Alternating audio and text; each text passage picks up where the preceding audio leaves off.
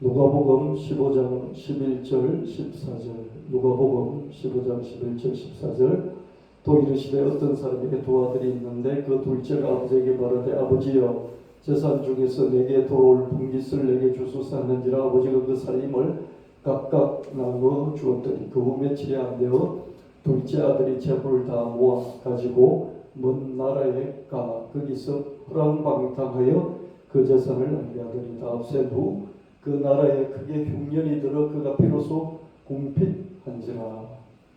예수님이 두 아들의 비유 말씀을 주시면서 이 말씀을 통해서 제자들을 또 사람들을 교훈을 주시고 메시지를 던져주시는 것이죠.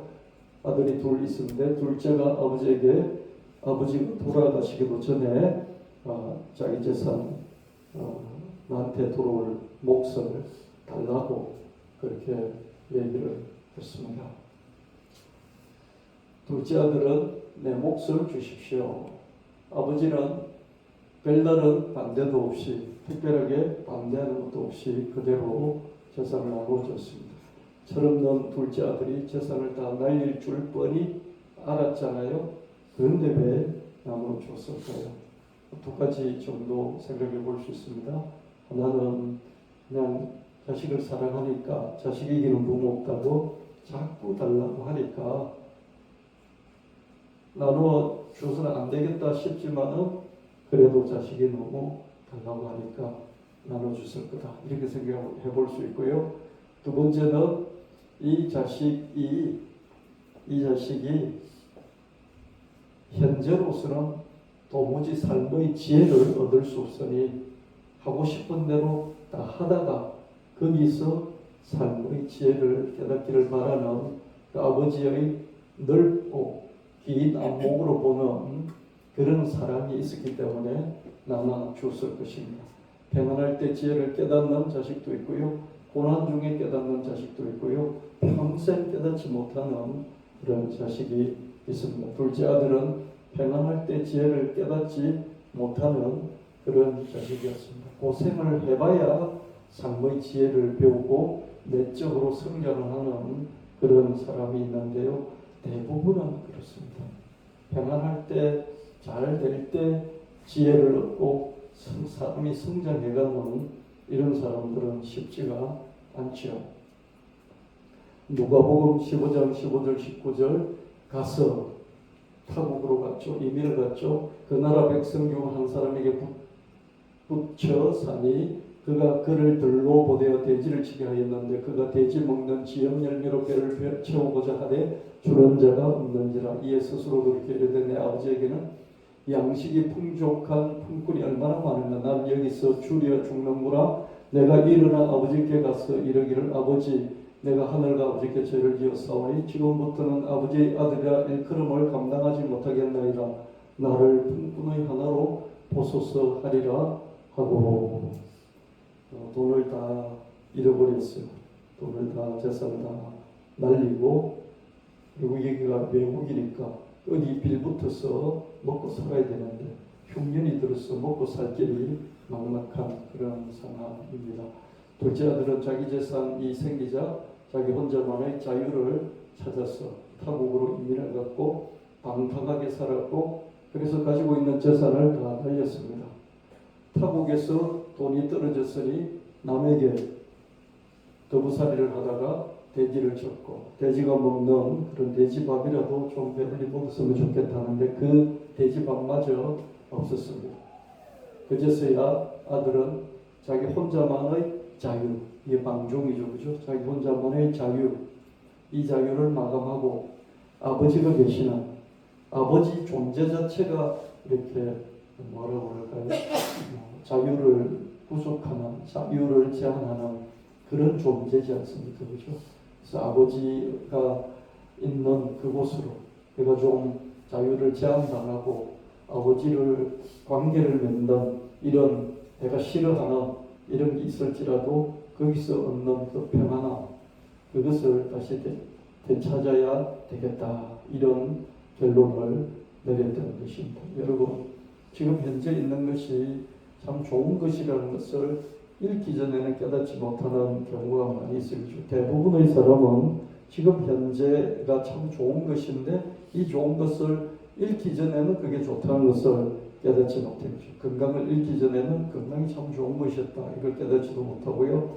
내 부모, 아버지, 어머니 계실 때, 같이 살 때 그것이 참 행복이고 참으로 좋은 것이었는데 읽기 전에는 잘 모르는 그게 우리의 인생입니다. 그럴 경우가 허다하게 많이 있죠. 그렇죠?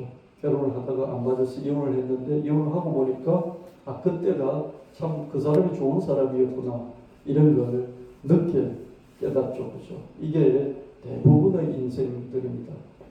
지금 현재가 좋다는 것을 깨닫고 그것을 잘 관리하려고 하는 사람은 드물어요. 드문데 그런 사람은 이미 지혜로운 사람이지요. 그렇죠? 할렐루야. 우리 교회가 여러분 평안하게 교회 생활을 잘 하고 있잖아요. 그래서 평안하게 교회 생활을 하면서 이 교회가 참으로 나에게 소중하고 좋다. 이것을 느낄 수도 있고 그냥 아무 생각 없이 또 다니기도 할 수 있고요. 그리고 잃어버리면 뭐 예를 들어서 만약에 교회가 없어져 버린다. 그래서 잃게 됐다. 그랬을 때 그때가 참 소중했구나. 그걸 깨닫게 되죠. 그죠? 그래서 저도 그렇고 여러분도 그렇고 여러분의 가족들, 가까이 있는 사람들, 그런 관계들, 교회들 이것을 여러분 현재 상황을 이렇게 좋은 것이구나 이렇게 좀 생각해 보시고 그래서 좋은 것이니까 잃지 말고 좀 더 잘 가꾸자 이런 지혜로운 지혜를 가진 성장이 있는 우리가 되었으면 참 좋겠다 그런 생각을 가져봅니다. 누가복음 15장 20절 24절 이에 일어나서 아버지께로 돌아가니라 아직도 거리가 먼데 아버지가 그를 보고 측은히 여겨 달려가 목을 안고 입을 맞추니 아들이 이르되 아버지 내가 하늘과 아버지께 죄를 지었사오니 지금부터는 아버지 아들이라 일컬음을 감당하지 못하겠나이다 하나 아버지는 종들에게 이르되 제일 좋은 옷을 내어다가 입히고 손에 가락지를 끼우고 발에 신을 신기라 그리고 살진 송아지를 끌어다가 잡으라 우리가 먹고 즐기자 이 내 아들은 죽었다가 다시 살아났으며 내가 잃었다가 다시 얻었노라 하니 그들이 즐거워하더라. 이 아버지가 말하는 거 보십시오. 잃었다가 얻었다 이렇게 말합니다. 자식에게 돈을 주면 돈이 있으면 무슨 짓이든지 하려고 하거든요. 돈이 없으면 안 해요. 돈이 없으니까 못하죠. 근데 돈을 주면 어떻습니까? 무슨 짓이든지 하려고 하는 게 인간이죠. 그죠? 특별히 아들들은 더 그래요. 돈이 아버지가 주면 망할 줄 알았죠. 그죠? 그리고 이 자식을 잃어버릴 줄도 알았죠. 그래도 이렇게 안 하면 자식이 성장할 수 없으니까 그냥 내버려 둔 것이죠. 하나님은 우리를 내버려 두시거든요. 내버려 두셔야만 거기서 하나님 아버지가 좋다는 것을 하나님 아버지와 관계를 맺는 것이 좋다는 것을 깨닫게 되기 때문이죠. 내버려 두면 어떻습니까? 가사를 다 탕진하기까지 건강을 다 잃기까지 자기의 삶이 망가지기까지는 자유를 만끽하잖아요. 온갖 자유를 만끽하죠. 그래서 그 자유 속에서 행복을 누리기 때문에 하나님 버린 것이 잘됐다고 생각을 할 수밖에 없어요. 근데 결국은 둘째 아들처럼 되거든요. 하나님을 떠난 어떤 인간도 둘째 아들처럼 되게 되어 있습니다. 건강을 잃든지 재산을 잃든지 자기 사회적인 지위를 잃든지 삶을 잃든지 하다못해 영혼이 망가지든지 그렇게 되는 것이죠. 아버지는 그걸 알면서도 아들 떠나보냈고요. 그러면서 이 자식이 분명히 망해서 다시 나한테 돌아올 것이다. 알고서 마을 어디에서 이렇게 매일 나가서 쳐다보면서 기다리고 있었던 것이죠.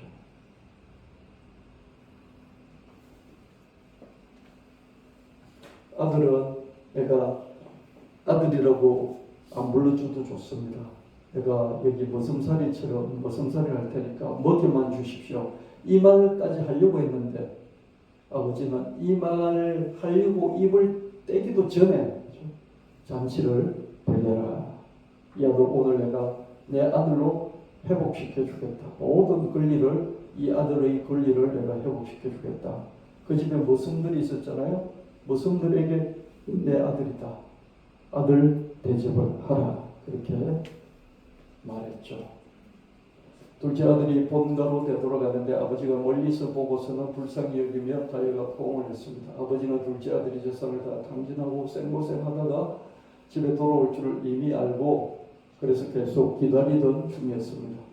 아버지는 큰 잔치를 벌여 아들의 귀환을 환영했고 아들의 권리를 즉시 회복시켜 줬어요.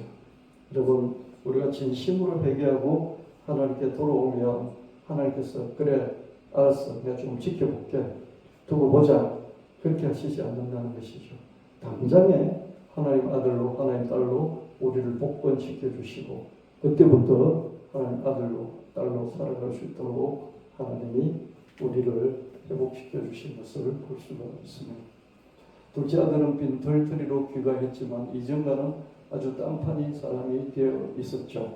방탕하게 살다가 재산을 다 탕진하고 남에게 더부살이 하면서 생고생을 하던 중에 이 혼자만의 자유, 이 혼자만의 방종, 이것이 참 나는 행복했는데 젊을수록 그렇잖아요.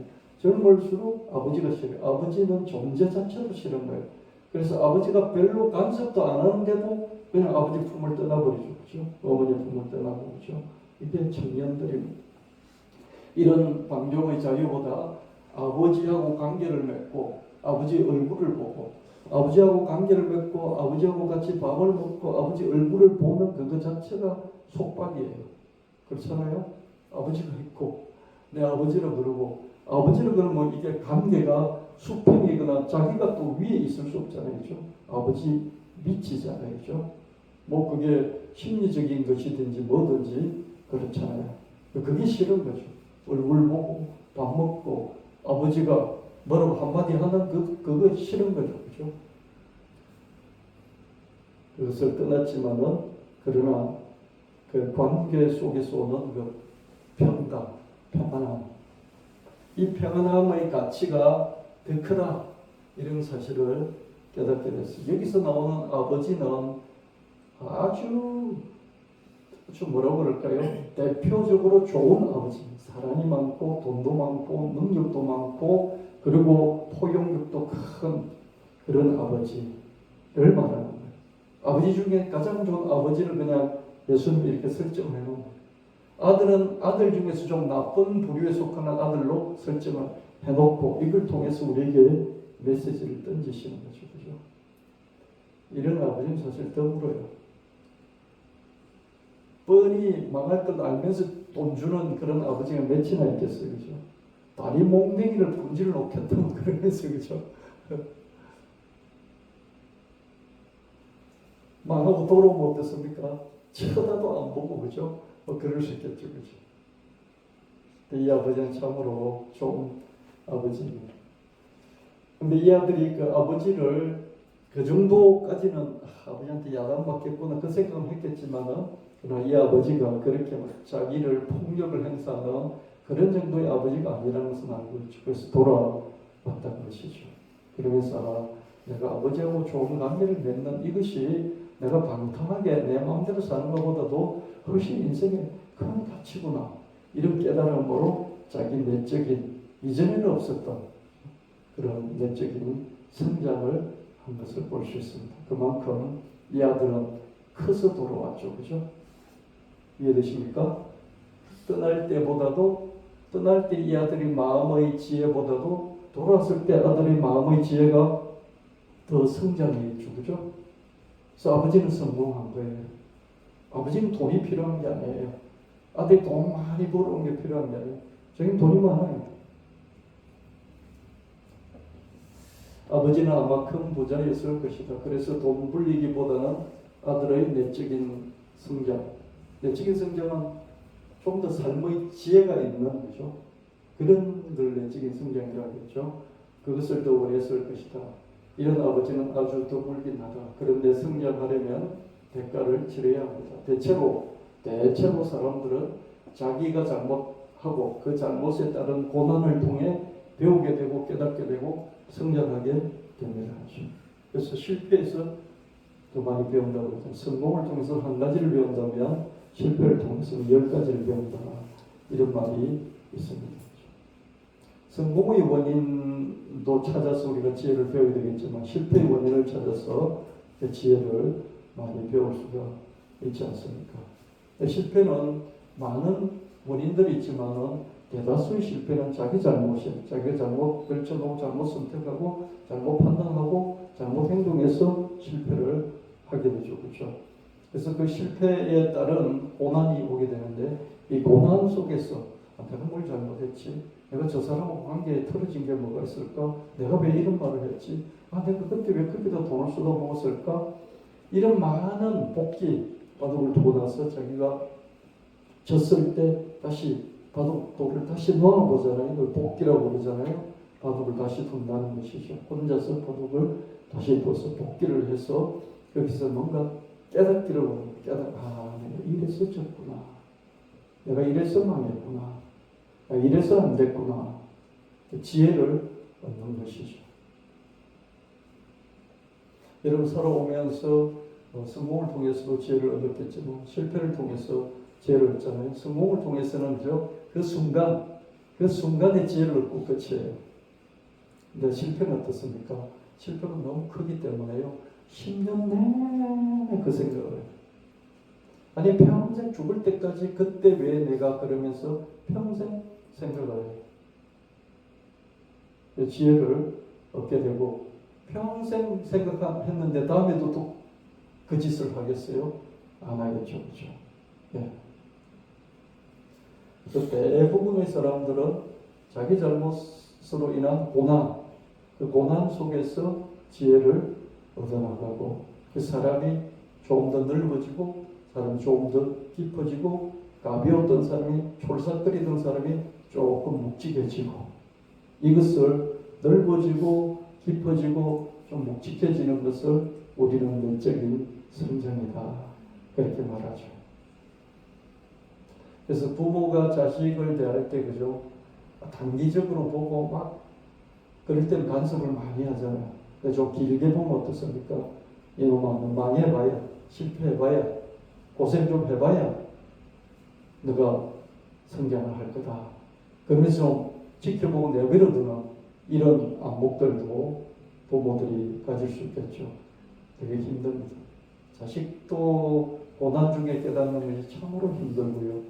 부모도 고난을 통해서 지혜를 얻는 자식을 바라보는 부모의 마음은 힘듭니다.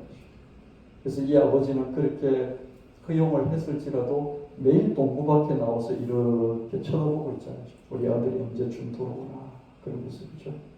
힘들어요. 그래서 하나님도 정말 힘드실 거예요. 우리 인간을 기르면서 그죠. 고생 안 해보면 저놈 실패하고 저렇게 안 해보면 깨닫지도 못하고 하나님 찾지도 않을 테니까 내버려 두는데 그죠.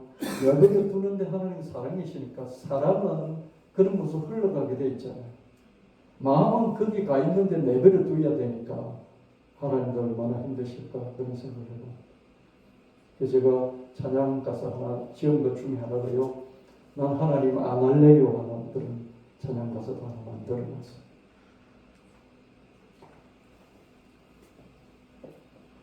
하나님의 관심은 우리의 성취, 성공 이것에 있다기보다는 우리도 자식이 성공하고 막 크게 이루고 그러면 행복하고 좋죠, 그죠?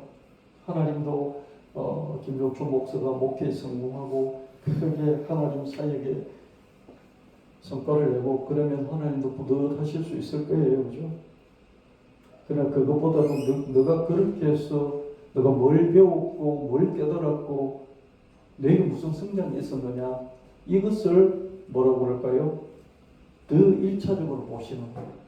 성공을 한 것을 기뻐하시기보다 그 과정에서 그걸 통해서 너가 얼마만큼 너가 컸냐 자랐느냐 그걸 더 보실 거예요, 그죠? 왜냐하면 하나님 아버지는 죽으랑 할망탐구나 할배가 아니니까 그죠. 부양해야 될 할배가 아니라고요. 하나님은. 그러니까 우리가 계속 크기만을 바라시는 거죠. 자라기만을. 우리의 내적 성장에 더 관심이 많이 있을 것입니다. 번영을 하든지 성공을 하든지 고난을 받든지 어떤 형편에서든지 all circumstances 이걸 성경에 항상 읽고 항상 기뻐하라. 항상 기뻐하라. 항상이라는 것은 always잖아요. always는 all은 모든이죠. was는 뭡니까? ways죠. ALWAYS가 always죠. 그죠? always 항상이라는 뜻이잖아요. 너가 어떤 길을 가든지 실패의 길을 가든지 성공의 길을 가든지 고난의 길을 가든지 기쁨의 길을 가든지 슬픔의 길을 가든지 어떤 길을 가든지 어떤 길 위에 있든지 간에 그 길에서 기뻐하라. 이게 항상은 always 그리고 어떤 길에 있든지 상관없어. 기뻐해.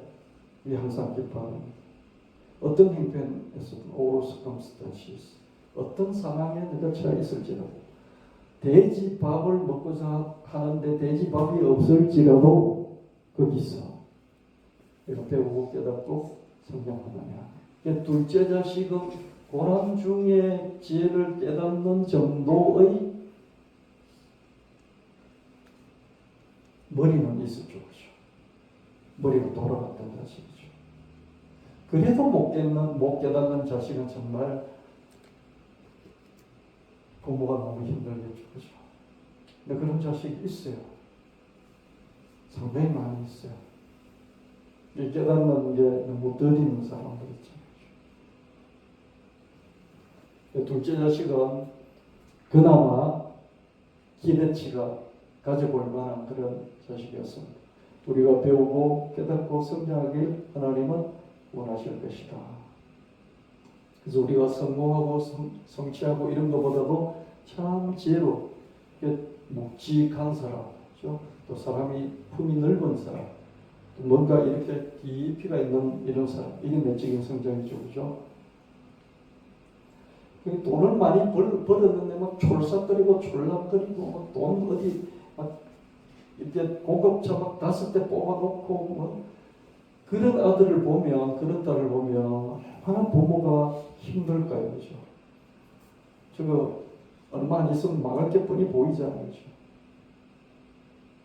근데 성공을 했는데 사람이 묵직하고 겸손하고 지혜롭고 그러면요 부모가 늘 든든하지 않겠어요, 그죠?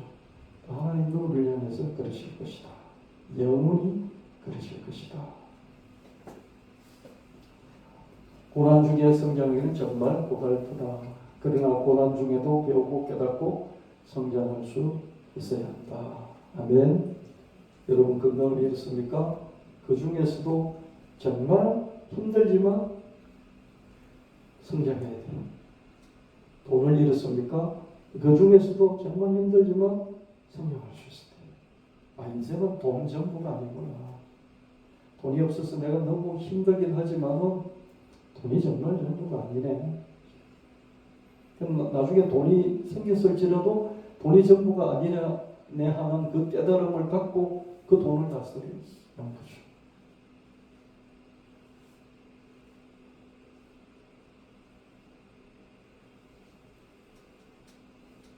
저는 젊을 때요, 20대, 30대 가장 싫어하는 단어가 사랑이라는 단어였어요. 사랑. 하나님 아버지는 사랑이시고, 그죠? 아멘? 서도벌도 사랑 아니면 아무것도 아니라고 그랬고, 그죠? 근데 그런 게 싫더라고요. 고린도전서 13장 이런 말씀들이 싫었어요, 아예. 먹고 살기 바빠 죽겠고, 열심히 살아야 되는 무슨 맨날 사랑 타령이나 하고, 그 생각이 많이 들었어요. 그래서 뭔가 이렇게 외적인 성장, 외적인 성과, 성취, 뭔가 지금 이뤄놓은 게 아무것도 없는데 뭐라도 하나 기반으로 잡아놓고 그 다음에 해야지 이런 생각이 늘 많았죠. 그게 제가 20대, 30대, 40대였던 것 같아요. 근데 나이가 이제 이 정도 들어보니까 아무리 성공을 해도 내려놓아야 될 때가 있잖아요. 그래서 은퇴라는 게 있죠. 직장에서도 은퇴하고 목사도 은퇴를 해요. 은퇴하기 전에는 외적인 성장이었다면 은퇴하고 나면 뭔데? 그때는 무슨 외적인 성장을 추구할 건데? 그럼 그때부터 사랑하는 거야? 아니잖아요. 목회를 많이 크게 성공시켜 놓고도 내적인 성장이 없는 목사들도 있어요. 목회 성공 못했을지라도 내적인 성장을 꾸준히 밟아온 그런 목회자도 있을 수 있어요. 그래서 저는 그런 것을 되돌아보면서 자꾸 생각을 복기를 해보는 거죠. 너가 정말 하나님을 사랑했느냐? 너 가족과 이웃을 사랑하면서 목회의 성공을 위해서 달려왔느냐? 이렇게 질문해 보는 거죠. 고난을 통해 둘째 아들은 아버지의 관계, 아버지와의 사랑, 이것이 인생의 핵심이라는 것을 깨달았죠. 그래서 아마 그 이후로 살아갈 때죠. 돌아왔을 때 나이 많아봤자 한 30대 초반쯤 됐지 않을까요? 그 이후부터는 그죠. 아버지와의 관계와 사랑을 잘 우선순위로 삼는 중에 성공도 추구하고 성취도 추구하고 효율과 성과도 추구하고 그렇게 했겠죠. 그죠? 이게 올바른 거잖아요. 그죠? 성공과 성취와 성과가 중요하지 않다는 거 아니에요. 인생 한정이 있기 때문에 자원을 효율적으로 배분해가지고 성공도 성과도 내야 되는 거죠. 근데 아버지와의 관계를, 부모와의 관계를 해치면서까지 그렇게 하면 그거는 전체가 잘못된 거죠. 이 아들은 젊었을 때 돈 다 잃어버리고 나서 그걸 깨닫고 다시 시작한 거죠. 훌륭한 삶을 살았을 거다, 이런 생각을 해봅니다. 하나님 아버지와 우리 사이도 이와 마찬가지입니다. 하나님 아버지는 우리를 무조건적으로 사랑하시는 사랑입니다. 하나님은 사랑이신데 사랑이 자그마한 사랑이 아니고요, 온 우주를 품고 온 우주를 먹여 살려야 되는 그런 사랑이실까, 무한한 사랑이고 무조건적인 사랑이고, 그리고 자기 아들을 내주신 사랑이고, 우주를 창조할 때 자기밖에 없었던 상황에서 자기를 위축시킨 데서 나온 그 공간을 활용해서 우주를 창조했다고 이렇게 제가 드렸잖아요.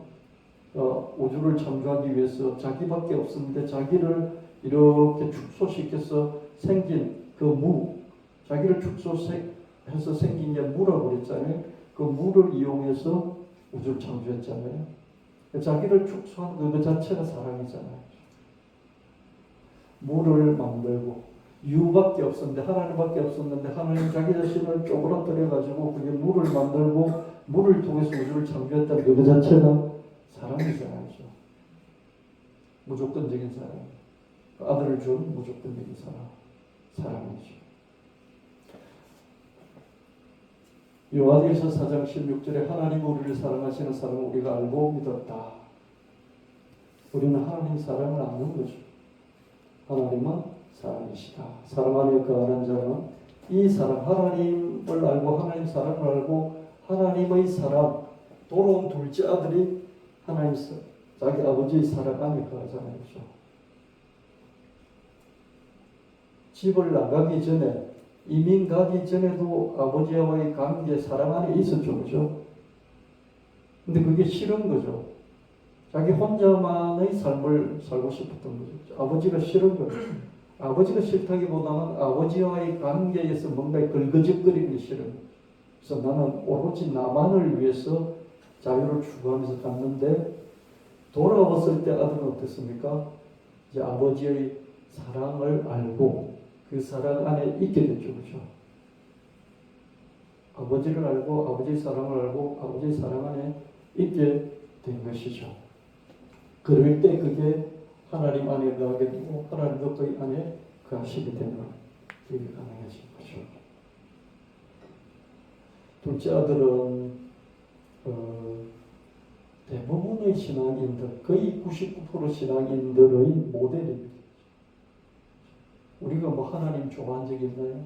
우리가 하나님 사랑이 필요했던 적이 있나요? 내 마음대로 살고 싶었죠. 그러다가 망하고 난 뒤에 매우 눈물 콧물 흘리면서 하나님 찾아와서 하나님 알고 하나님 사랑을 알고 그 안에 거하게 된 것이죠. 하나님 아버지는 무한한 사랑이십니다. 우리도 하나님 아버지를 자발적으로 무조건적으로 사랑할 수 있기를 원하십니다. 하나님은 자기가 사랑이기 때문에 자기를 자발적으로 사랑하고 그리고 아무 조건 없이 돈 안 주더라도 재산 안 떼주더라도 사랑하기를 원하십니다. 왜냐하면 자기가 사랑이고 자기는 우리가 뭔가 자기한테 뭘 해주기 전에 우리를 자발적으로 자기가 원해서 자원해서 사랑하셨고 그리고 우리에게 뭐 조건을 따져가면서 사랑한 게 아니고 무조건적으로 사랑하셨고 아멘. 자기가 그런 사랑이시기 때문에 우리도 자식인 우리도 하나님을 그냥 자발적으로 원해서 하나님 아버지를 왜 사랑하냐? 그냥 이라는 그 말을 들으면서 사랑받기를 원하시고 아무 조건 없이 병을 고쳐주니까 뭐 성공시켜주니까 뭐 응답해주니까 그런 게 아니고 그냥 무조건적으로 하나님 좋았어 하나님 좋았어 좋아하고 하나님 사랑해서 사랑하나 그렇게 되기를 원하시는 것이죠. 아멘. 여러분 하나님을 그냥 좋아서 사랑하시고 또 그냥 사랑하시고 그냥 자발적으로 사랑하시고 아무 조건 없이 사랑하시는 그런 사랑으로 하나님과의 관계를 맺어나가시기를 바랍니다. 첫째로 하나님을 사랑하라. 두 번째로 가까운 사람을 사랑하라. 힘을 좀 더 낸다면 어떻게 하라고 그랬습니까? 좀 먼 데 있는 사람도 사랑하라.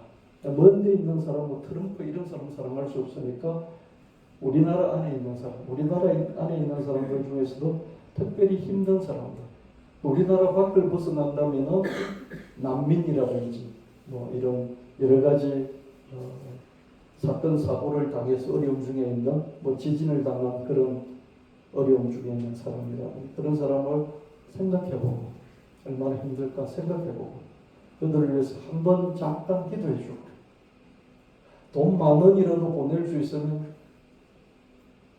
후원금 보내고 이렇게 하면 되는 거죠.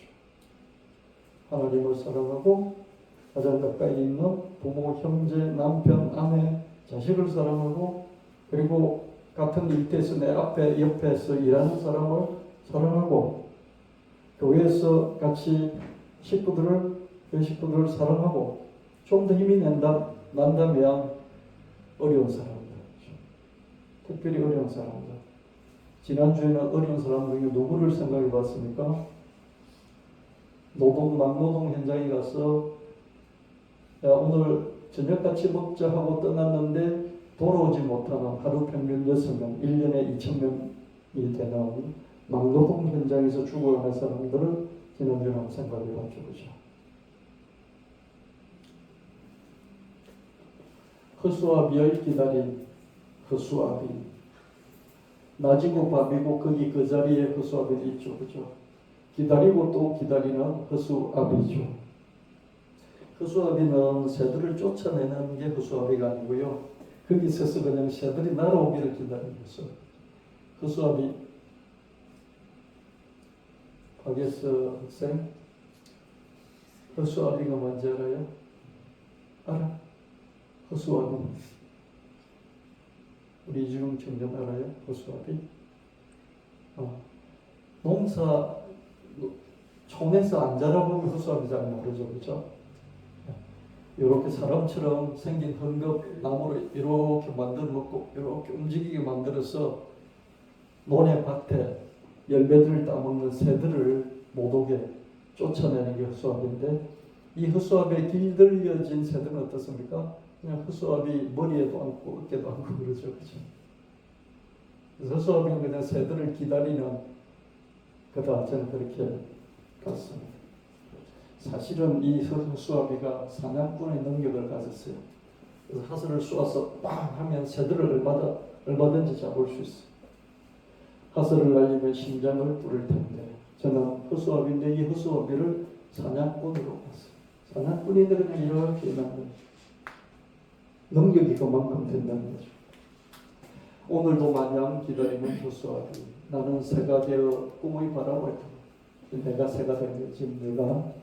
내가 새가 되어 바람을 타는데 꿈의 바람을 타는 거죠. 내가 성공할 수 있도록 도와주고 날아오를 수 있도록 그런 꿈의 바람을 타고 저 멀리 들판을 이리저리 누비다가 누비도 자유롭게 누비죠. 외국으로 도망도 가는 거죠. 엄마 아버지 싫어가지고 하늘 높이 엄마 아버지 싫기도 하고 조국 대한민국식 해일조선 그러면서 다 이민 가고 청년들 20대 30대 40대들요 해일조선 하면서 이민 가는 사람 많았어요. 너무 싫은 거죠. 한국이죠. 그래서 떠나는 들판을 이리저리 누비다가 하늘 높이 치솟기도 하고 크게 성공하고 성과를 내기도 하고 또 더 바다로 오죠. 미국 갔다가 미국 아니다 그러면서 유럽으로 날아가기도 하고 그죠. 바다로 날아가네.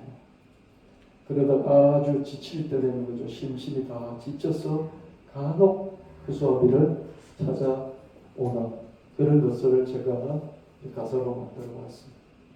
들판도 하늘도 바다도 다스리시면서 어찌 허수아비처럼 거기 그 자리에 오늘도 마냥 나를 기다리고 계시나요? 들판도 사실은 허수아비가 다스리고 하늘도 다스리고 바다도 다스리고 내가 마음껏 날아다니는 새가 되어서 날아다니는 그 모든 것을 허수아비가 만들고 허수아비가 관리하고 다스려요. 그럼에도 허수아비처럼 여기 와서 멍청하게 무식하게 무능력하게 이렇게 낮이고 밤이고 기다리고 있는 허수아비죠. 오늘도 마냥 새처럼 날아간 나를 기다리고 계시나요? 저 둘째 아들 기다리는 아버지 같지 않나요?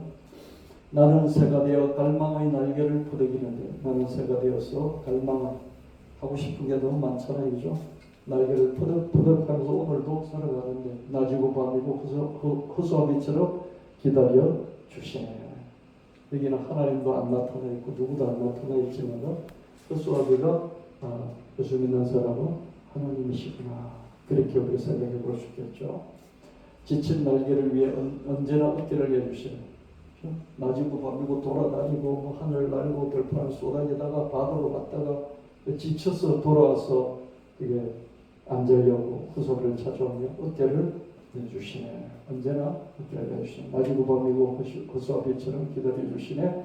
지친 날개를 위해 언제나 어깨를 내주시네. 그래서 허수아비와 새, 하나님과 우리 허수아비 같이 무능력한 것 같은데 사실은 들판도 하늘도 바다도 지으시고 다스리시고 사망꾼처럼 얼마든지 화살을 쏘서 나를 잡아버릴 수도 있지만 기다리고 계시는 무능력한 하나님. 그렇죠? 하나님 너무 무능력하시잖아요. 그렇죠? 자꾸 기다리고 계시잖아요. 지켜보시고. 그 둘째 아들에게 해달라는 대로 다 해주고 거기서 무능력하게 아들을 기다리고 있는 그 아버지 허수아비 같지 않습니까? 그렇죠? 너무 무능력하잖아요. 그래서 하나님은 정말 우리 자신을 사랑하기 때문에 이 세상을 사랑하시기 때문에 많이 무능력하시다. 예수님도 그냥 십자가에 매달려서 너무 무능력하게 돌아가셨어요. 사랑이 무능력하게 원래 능력이 있는데 무능력하게 만드는 거예요. 두 번째로 제일은 사랑이라. 하나님은 완전한 사랑이시라. 그 사랑은 두려움이 없고 누구도 그 사랑을 끊을 수 없네. 전심으로 하나님을 사랑하라. 내 몸같이 내 이웃도 사랑하라. 길가 같은 마음의 무심함, 돌박 같은 마음의 딱딱함, 덤불 같은 마음의 산만함, 그렇지만 옥토 같은 마음의 포근함. 내 묵은 마음을 갈아엎으라. 내 처음 사랑을 다시 찾아라. 사랑이 없으면 울리는 꽹과리와 같고 사랑이 없으면 아무 유익이 없고 사랑이 없으면 아무것도 아니다. 사랑은 진리를 기뻐하는 것이고 모든 것을 바라는 것이고 모든 것을 견디는 것이고. 사랑은 무능하지 않아요? 진리를 기뻐하고 모든 것을 바라고 견뎌나가는 것이죠. 자식이 떠났지만, 자식이 망할 줄 알지만, 자식이 주림배를 움켜쥐고 그름뱅이가 돼서 돌아올지를 알지만 그 과정을 견디시고, 무능한 거예요. 사람은 무능한 거예요. 쓴소리를 하고 싶지만은 쓴소리 안 하고 기다리는 거죠. 그게 어렵죠, 그죠? 아들, 딸이 잘못한 게 눈에 뻔히 보이는 거죠. 한 소리 그냥 하고 싶은데 그걸 하려다 그냥 입 다물고 그냥 참는 거죠. 그 사람이잖아. 지도 알겠지. 그러면서 참는 거예요. 지도 알겠지. 알잖아요. 사랑은 함께 어울려 사는 것이다. 사랑은 함께 선을 이루는 것이다. 믿음, 소망, 사랑은 영원한데 그 중에 제일은 사랑이다. 그래서 사랑을 이루기 참 힘드니까 함께 어울려서, 그죠? 우리가 진리를 기뻐하고 선을 이루면서 오는 걸 바라면서 견뎌나가자. 이게 고린도전서 13장. 이게 지금 고린도전서 13장에 나오는 그 말씀을 압축 요약해서 찬양가서 하나 만든 거예요. 사랑은 힘들기 때문에요. 아버지, 어머니가 같이 해야 되는 거예요. 아멘. 자식 기르는 거 혼자 기르면 어떻게 기를 수 있겠어요? 그죠? 사랑이 힘든데요. 오늘 당장 절단 내버리고 싶잖아요. 그죠? 그냥 팍 까뒤집어가지고 이렇게 따져서 탁 칼로 못 자르듯이 결판 내고 싶잖아요. 근데 모든 것을 바라며 견디며 진리를 기뻐하는 중에 선을 이루어가야 되잖아요. 혼자서 못하니까 아버지, 어머니가 같이 하고 부모, 형제, 가족이 같이 하고 목사와 성도가 같이 하는 거죠. 아멘. 혼자서 못해요. 마지막으로 자립할 수 있기를요. 제가 프로그램, 영상 프로그램을 봤는데요. 레 미제라블이라고요. 레 미제라블. 레는 영어로 더에 해당돼요. 미제라블은 뭐냐면은 이렇게 처근한 사람들, 불쌍한 사람들, 참 안 된 사람들, 미제라블. 그래서 레 미제라블은 아주 어려운, 불쌍한 그런 사람들, 그런 뜻이에요. 레 미제라블이라는 타이틀을 가지고요, 20대, 30대들 모아서 식당 차려주는 서바이벌 쇼예요. 그걸 제가 쭉 다 이렇게 시간을 투자해서 봤는데요. 백종원을 비롯한 요리사, 아주 탑 요리사들 나와가지고 청년들, 20, 30대 청년들 한 20명 가까이 모아놓고 걔들 중에 서바이벌 오디션 프로그램을 진행해가지고 그냥 나중에 1등한 한 명에게 공짜 식당을 차려주고 자기 브랜드를 낼 수 있게 만드는 그런 서바이벌 쇼였어요. 그걸 보면서요, 제가 그걸 보면서 많이 울었는데요. 자기 가족의 돌봄을 받지 못하고 혼자서 뭔가 해보려고 막 발버둥 치는, 그래서 하다가 되니까 여기 와서 내가 상금이라도 타야지 하는 그런 청년들이 다 몰려들었어요. 그런 청년들을 보면서 제가 이렇게 속으로 좀 많은 생각을 하고 또 우리 현실이 이렇구나 그걸 느끼면서 이 가사를 만들었어요. 한 2달 전에 제가 만든 가사인데요. 자식의 울타리가 못되고 자식의 집만 되는 아버지들이 있어요. 그런 어머니도 있는데 어머니는 좀 드물고요. 아버지들이 많아요. 자식의 손을 못 잡아주고 자식의 등을 누르는 아버지들이 있어요. 손을 붙잡아 이렇게 도와주지는 못하면 이 등을 확 눌러버리는, 등 타버리는 이런 아버지들이 있어요. 술 중독 아버지, 술 중독된 아버지들이 있어요. 젊어서부터 술 중독, 젊어서. 평생 중독. 혼자서 살아갈 수도 없어. 약물 중독, 술뿐만 아니라 이런저런 약물에 중독된 아버지들도 있어요. 딴살림 아버지죠. 부부가 힘을 합해서 자식을 키우는 것도 벅찬데죠. 딴살림 차려봤어요. 이런 아버지들이 조선시대에 많았는데 지금 시대는 없느냐? 우리 시대는 있었어요. 그럼 우리 후세대는 더 깨우쳤기 때문에 없어야 되잖아요. 있어요. 많아요. 자식을 버리는 아버지. 자식을 많이 버리더라고요. 놓고만 버리는 거예요. 어떻게 버릴 수가 있을까요? 도박 중독 아버지. 그약 채무 아버지. 이건 좀 애매하긴 한데요.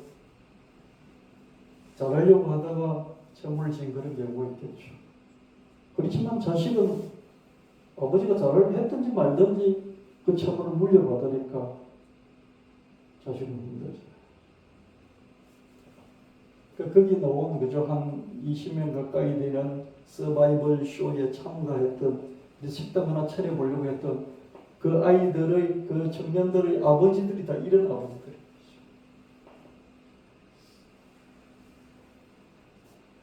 유흥 중독, 놀러 다니죠. 놀기 너무 좋아. 그 다음에 폭력 중독, 무조건 때리는 거죠.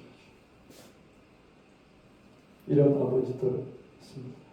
자식의 울타리가 되어도 자식의 자립은 힘겹고요. 아버지 어머니가 울타리가 되어줘도요. 자식이 사회 속에서 자립하는 게 참 쉽지 않습니다.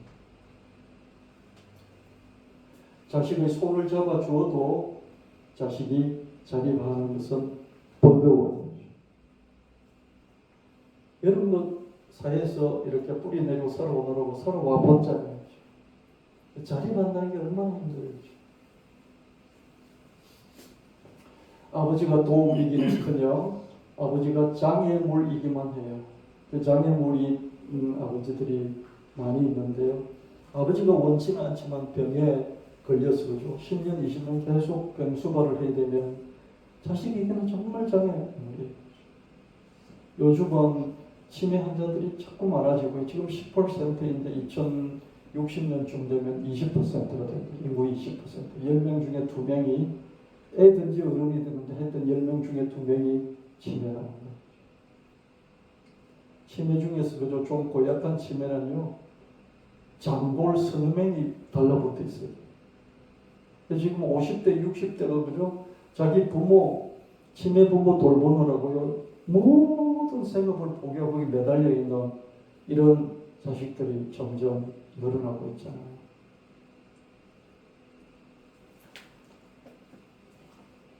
그러면 자식은 어찌 자립하나요? 저는 이제 주로 20, 30대를 보고 얘기를 합니다. 아버지가 자식을 잊을지라도 하나님 아버지는 안 잊으시고요. 버려진 핏덩이라도 살게 하시고요. 쓰러진 영혼도 일어나게 하시지요. 버려진 자식의 울타리가 되시는 하나님 아버지, 하나님 아버지의 손을 잡고서 다시 일어서기를요. 제가 그런 청년들, 거기 나온 청년들은 거기도 예심에서 뽑혀가지고 나온 청년들이니까 예심에서 뽑히지 않는 애들은 막 100명이 넘을 거예요. 그럼 거기에 신청 안 하는 전국은 100명이 아니라 1000명도 넘을 수도 있어요. 제가 해줄 수 있는 게 아무것도 없더라고요. 그냥 좀 같이 울어주고 또 같이 마음을 써주고 기도해주고 이런 곡이라도 하나 만드는 그거였어요. 그러면서 내가 그럴지라도 하나님은 너를 버리지 않으시고 너를 친아버지 이상으로 돌봐주실 수 있으니 하나님 붙잡고 하나님 손잡고 내 인생이 자립할 수 있기를 원한다. 이런 취지로 이 찬양 가사를 만들어봤습니다. 하나님을 사랑하고 가장 가까이 있는 사람을 사랑하고 또 먼데 있는 사람도 사랑하되 이게 특별히 어려운 사람들, 많은 사건 사고를 당해서 가족을 잃은 그런 사람들 생각하면서 또 이 5월을 좀 더 믿게 보내시는 저와 여러분 되시기를 예수님 이름 축원합니다. 찬양 가사를 생각하면서 한번 들어보시겠습니다.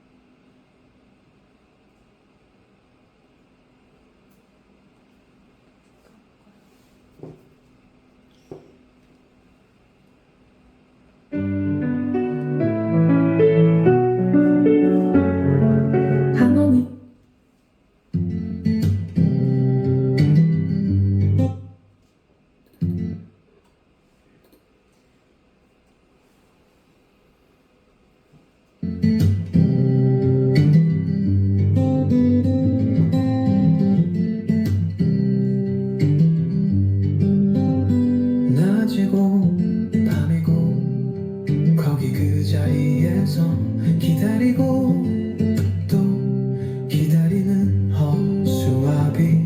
실은 사냥꾼의 능력을 가졌는데 화살을 날리면 심장을 뚫을 텐데 오늘도 마냥 기다리는 허수아비.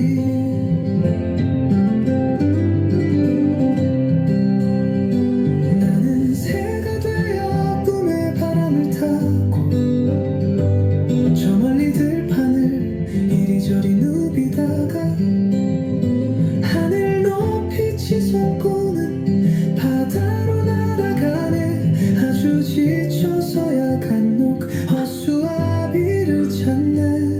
들판도 하늘도 바다도 다스리시면서 어찌 허수아비처럼 거기 그 자리에서 오늘도 마냥 나를 기다리고 계시나요?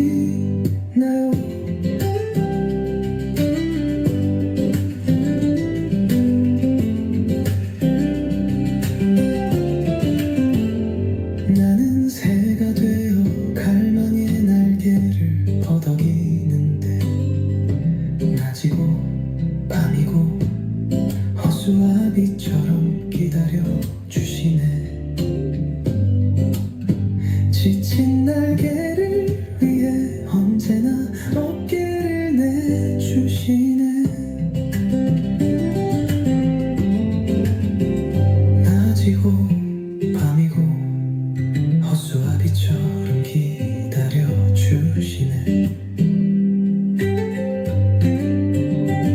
지친 날개를 위해 언제나 어깨를 내주시네. 낮이고 밤이고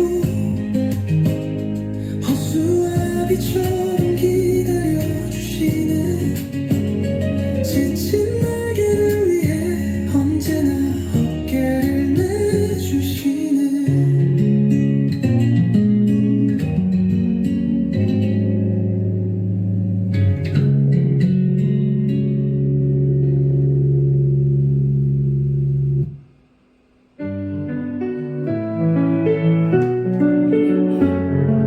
하나님은 완전한 사랑이시라. 그 사랑 안에 두려움이 없고 그 사랑은 누구도 끊을 수 없네. 전심으로 하나님을 사랑하라. 내 몸같이 네 이웃도 사랑하라. 길바 같은 마음에 무심함, 돌밭 같은 마음에 딱딱함, 덤불 같은 마음에 산만함, 옥토 같은 마음에 포근함. 이 묵은 마음을 가로프라. 처음 사랑을 다시 찾으라. 사랑이 없으면 울리는 뜬발이, 사랑이 없으면 아무 유익도 없고, 사랑이 없으면 아무것도 아니네. 사랑은 진리를 기뻐하는 것, 사랑은 모든 것을 바라는 것, 사랑은 모든 것을 견디는 것, 사랑은 함께 어울려 사는 것, 사랑은 함께 성을 이루는 것. 믿음, 소망, 사랑은 영원히 그 중에 제일은 사랑이라.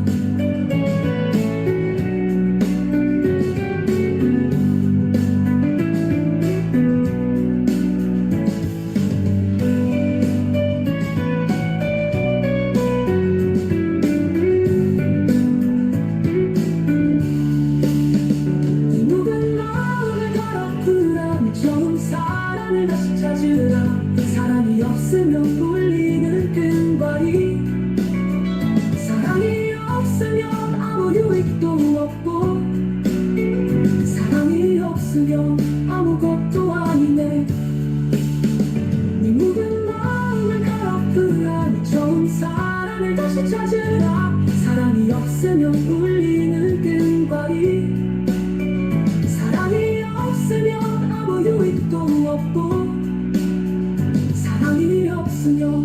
아무것도 아니네. 사랑은 진리를 기뻐하는 것, 사랑은 모든 것을 바라는 것. 사랑이 없으면 울리는 꽹과리, 사랑이 없으면 아무 유익도 없고, 사랑이 없으면 아무것도 아니네.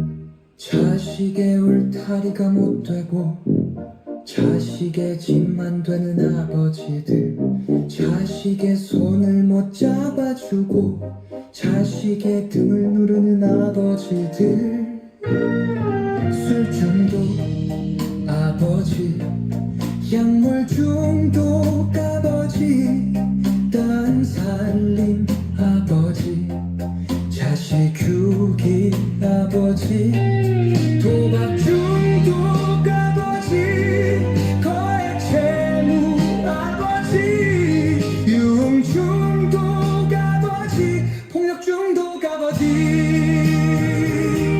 자식의 울타리가 되어도 자식의 자립은 힘겹고요, 자식의 손을 잡아주어도 자식의 자립은 버겁지요. 아버지가 도미기는커녕 아버지가 창에 무리기만 해요. 그러면 자식은 어찌 자립하나요?